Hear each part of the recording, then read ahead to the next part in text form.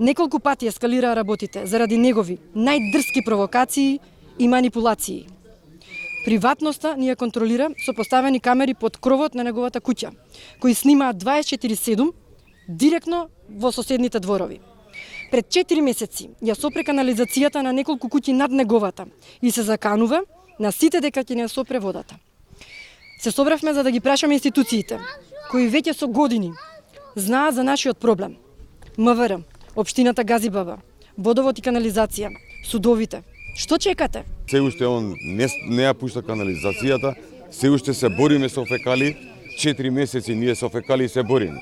Значи више не знаеме, викам што кај да се обратиме. Не може еден човек да не стопира нас 4 месеци, а да не може државата да го реши проблемот.